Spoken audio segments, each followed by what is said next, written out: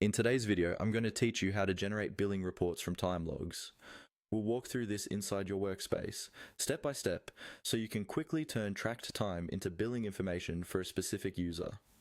Go ahead and log into your Goodday account, and once you're on the main screen, look toward the lower left corner.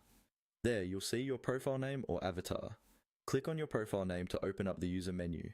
This is where you can access all of your personal and account-related options. From the menu that appears, choose Account Settings. This takes you to a centralized page where you can manage different aspects of your account, including HR and billing configuration. Give the page a second to load, then look for the section labeled Human Resources, or HR. Click on Human Resources to open the HR settings area. Inside HR settings, find and select Company Users. This section lists all the users in your organization that you have permission to manage.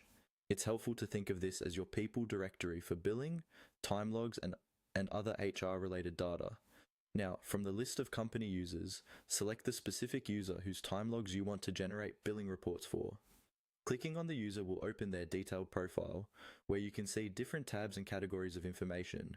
Within that user profile, look for the tab or menu item called Billing and Finance and click on it.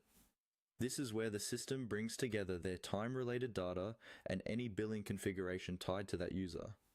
Once you're here, you're in the right place to either submit billing-related information or review and build the history that will be used for reports.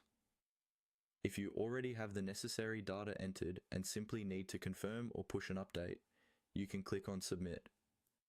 This is typically used when the information is ready to be processed or recorded as part of your billing records.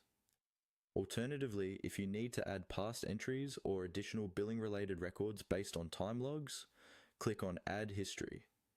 This allows you to capture older or supplemental information that should appear in your billing overview. After reviewing or adding what you need, finalize the process by clicking on Create. This will save the billing information tied to that user's time logs and generate the corresponding entry in your billing records, so you can use it for invoicing, reporting, or internal tracking.